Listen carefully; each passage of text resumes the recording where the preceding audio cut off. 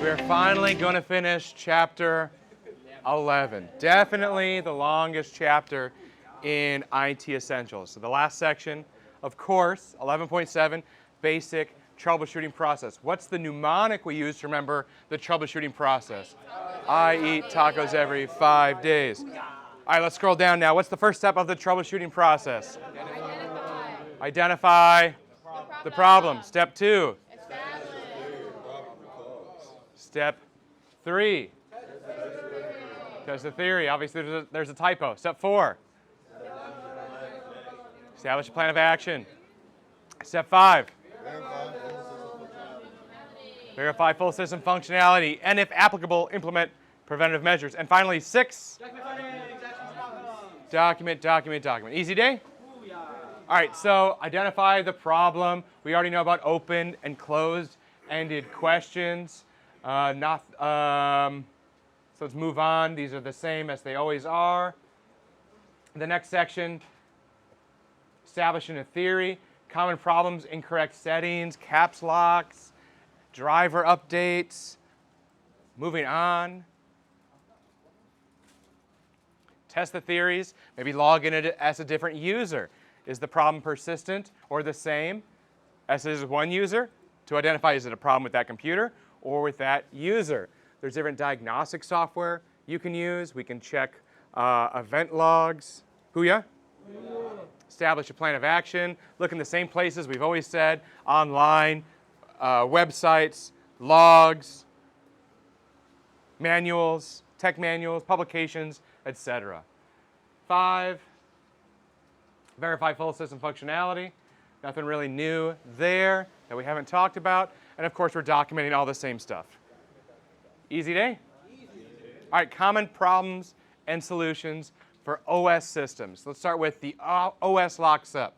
Of course, OS stands for operating system. So if it locks up, the operating system locks up, like freezes, can't do anything on it. Well, maybe the computer is overheating. Could be from all that stuff from earlier chapters that could be going on with hardware. Could be the BIOS settings incorrect, so go into your BIOS settings. Could be a driver issue as well, so uninstall or update that driver. Hooyah? Hooyah. All right. The OS will not start, or the operating system will not start. Maybe a hardware device failed to initialize or start, so a reboot to the computer may address that issue. Maybe some of the operating system files are corrupted. Ooh, who remembers something that we could do to fix that? That's also on the screen. Yeah. You can also do the system restore, a restore point. We could repair, etc. Easy day? All right, let's continue on. Could be a few other things there. Let's go to the next one. Boot manager is missing after post. So it could be the boot manager is missing or damaged. So we need to restore that boot manager from an installation media. Maybe the boot configuration data is missing or damaged, so we can restore that also from a media. Maybe our BIOS is incorrect or the boot order, so go in and fix that. We've got the MBR, the master boot record could be corrupted, so we could do the command bootrec/fix MBR from our command line, and that'll work to restore that MBR. Or the hard drive could be failing. We could do that check disk command with that /F or /R that we learned about earlier. Hooyah? All right, let's go up one more. The one above the boot manager. Yeah, let's do invalid boot disk error. Could be the boot order is incorrect, so go into BIOS and fix that. Maybe the hard drive isn't connected, so reconnect those cables. The MBR is corrupt. So what is the command we could use if the MBR is corrupt? Bootrec/fix MBR. Maybe a boot sector virus. We want to do some antivirus software. Okay, now we can go back down. A service failed to start when the computer booted.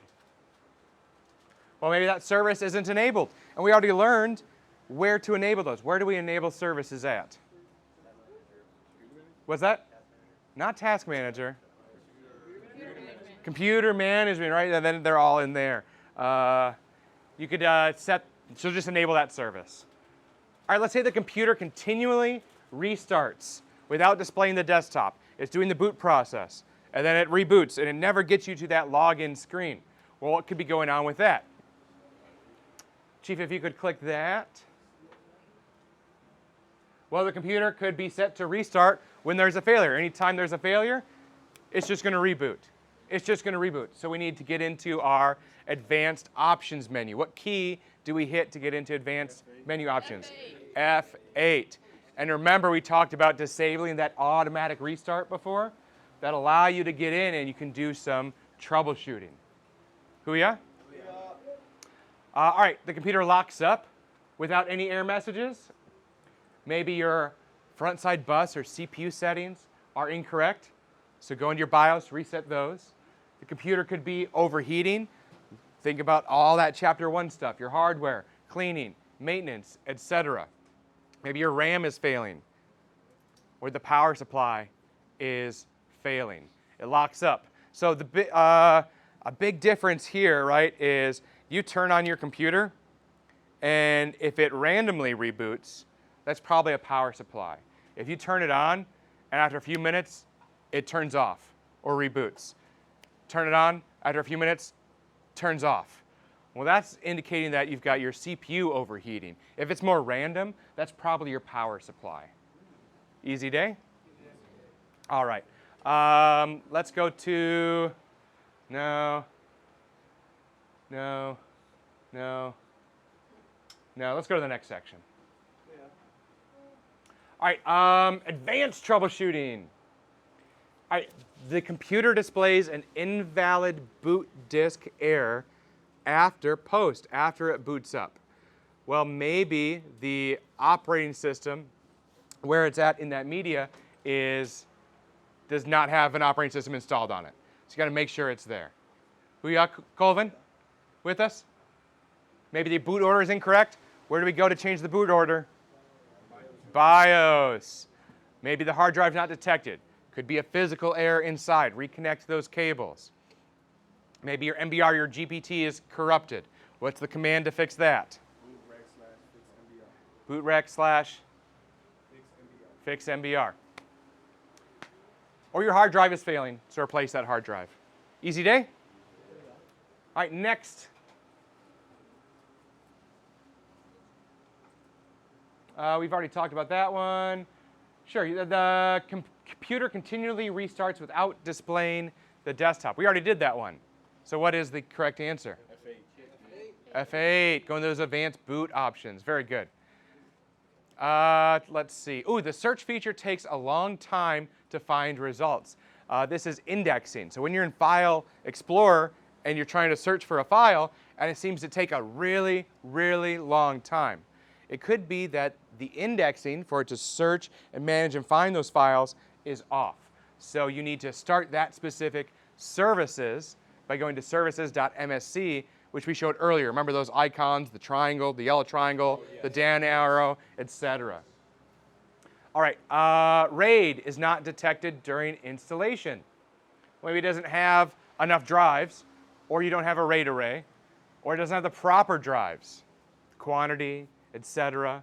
Or maybe in your BIOS or UEFI, you need to go into there and set your RAID configurations.